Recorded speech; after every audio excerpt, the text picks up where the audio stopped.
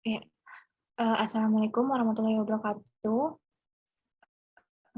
Perkenalkan kami dari kelompok 5. Di sini kami akan membahas materi mengenai homomorfisme dengan dosen pengampu Bapak Dr. Rafiq Zulkarnain, MPD.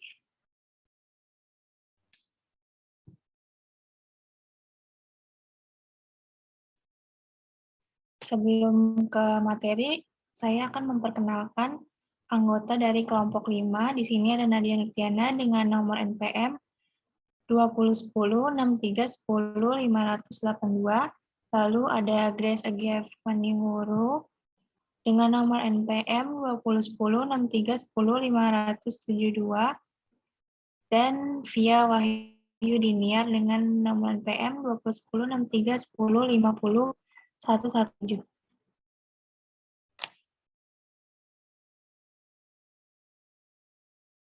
Baik, untuk pembahasan pertama akan dijelaskan oleh saya sendiri. Di sini ada konsep homomorfisme.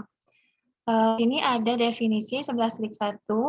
Misalkan dua grup G dengan operasi bundaran dan G aksen dengan operasi bintang, maka pemetaan Pi G ke G aksen adalah homomorfisme. Apabila Pi A bundaran B sama dengan Pi A bintang Pi B untuk setiap A, B elemen G. Di sini pada definisi ini, ruas kiri yaitu yang Pi A bundaran B adalah hasil operasi bundaran dari elemen G. Sedangkan untuk yang ruas kiri, Pi A bintang Pi B itu adalah hasil dari operasi bintang elemen-elemen G aksen. Dari definisi tersebut, maka dapat disimpulkan bahwa homomorfisme adalah pemetaan yang mengawetkan atau melanggengkan operasi pada grup-grupnya. Lalu di sini dimisalkan apabila dua grup G dan G aksen ini masing-masing dengan operasi perkalian, maka homomorfisme G ke G aksen itu akan didefinisikan oleh Pi AB sama dengan Pi A, Pi B untuk setiap A, B elemen G. Lalu untuk apabila dua grup G dan G aksen masing-masingnya dengan operasi penjumlahan, maka homomorfisme Pi G ke G aksen didefinisikan oleh Pi A plus B sama dengan Pi A plus Pi B untuk setiap A, B elemen G.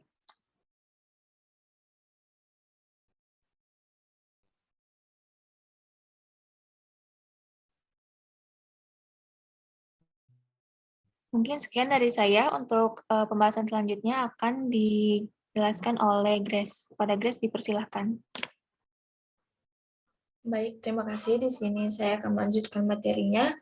Apabila homomorfisme Pi dari grup G untuk grup G aksen, maka Pi dapat disebut dengan epimorfisme atau epimorfisme itu adalah surjektif. Dalam hal ini dapat dikatakan bahwa G aksen disebut pula dengan peta homomorfik dari G dan dikatakan pula bahwa G homomorfik dengan G aksen atau dapat kita tulis dengan simbolnya ini yaitu G homomorfik G aksen. Kemudian apabila homomorfisme Pi injektif atau fungsi satu-satu, maka Pi dapat kita sebut dengan monomorfisme. Suatu monomorfisme yang sekaligus epimorfisme dapat disebut dengan isomorfisme. Jadi, epimorfisme tadi itu adalah surjektif. Kemudian, homomorfisme dari suatu grup ke grup itu sendiri dapat kita sebut endomorfisme atau G sama dengan G aksen. Dan untuk endomorfisme yang bijektif dapat disebut dengan automorfisme. Boleh di next.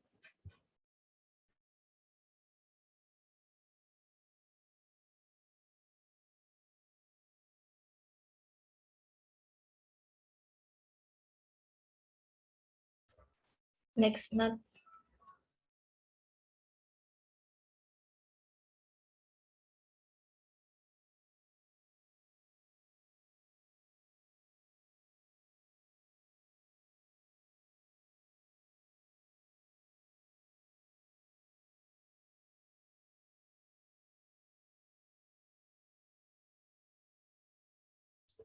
Oke, di sini ada contoh dari monomorfisme, yaitu himpunan Z terhadap operasi penjumlahan atau dapat dibaca dengan himpunan bilangan bulat dengan operasi penjumlahan. Maka pemetaan fungsi f, yaitu Z ke Z, didefinisikan sebagai fx sama dengan mx untuk setiap x adalah elemen bilangan bulat dan m suatu bilangan bulat. Maka f adalah suatu homomorfisme. Sebab jika a, b adalah elemen bilangan bulat, maka fa sama dengan ma. Dan untuk FB akan sama dengan MB. Dan A tambah B adalah elemen dari bilangan bulat, sehingga untuk fungsi A plus B akan sama dengan M kali A tambah B sama dengan MA ditambah MB. Maka akan memperoleh hasil FA tambah FB. Dari contoh ini, karena pemetaan F ini suatu pemetaan injektif atau fungsi satu-satu, maka F adalah suatu monomorfisme. Mungkin sekian dari saya kembalikan kepada moderator.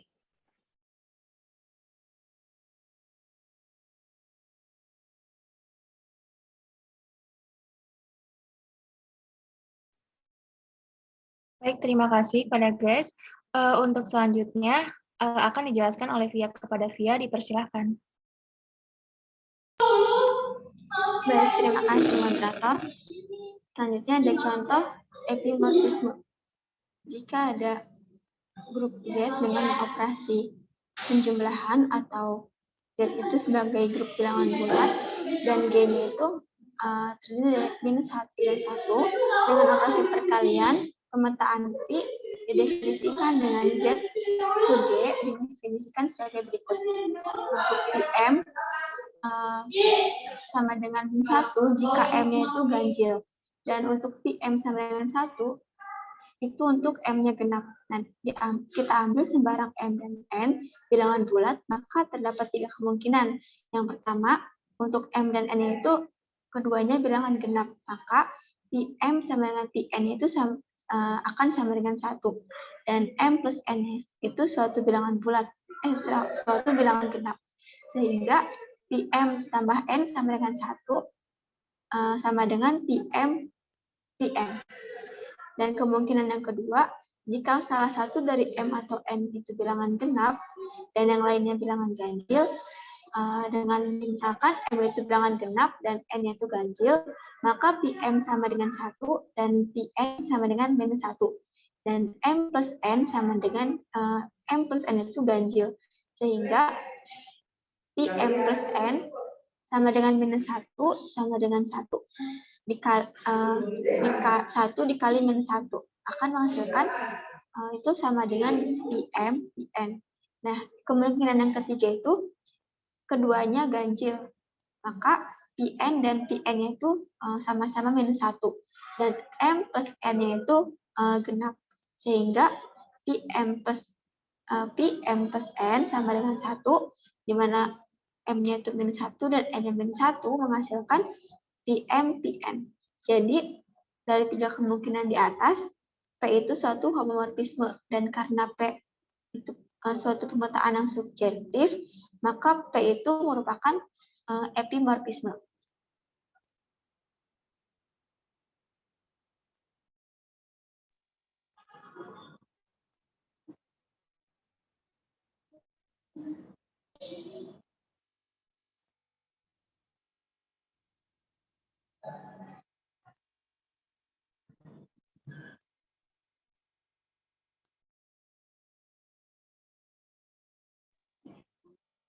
Selanjutnya, ada contoh lagi, jika ada himpunan bilangan real dengan operasi penjumlahan atau dilambangkan dengan R, plus, dan C0, X adalah grup bilangan kompleks tanpa 0 dengan operasi perkalian, maka pemetaan F itu dari R ke C0 didefinisikan oleh Fx sama dengan cos X ditambah I sin X, dan ada X elemen bilangan real. Jika X dan Y itu bilangan real, maka Fx sama dengan cos X plus I dikalikan sin X, Dan FY sama dengan cos Y ditambah sin Y, dan X plus Y elemen bilangan real. Sehingga Fx plus Y sama dengan cos X plus Y ditambah I sin X plus Y sama dengan cos X plus I sin X dikalikan cos Y plus I sin Y, akan menghasilkan Fx dikalikan Fy. Ini jadi F ini suatu homomorfisme karena Fx plus Y sama dengan Fx kali Fy, atau si Fx plus Y ini kan operasi plus ini operasi pada R, dan kali ini operasi pada C0. Sehingga F itu menjadi suatu homomorfisme. Mungkin cukup sekian dari saya, kembalikan ke moderator.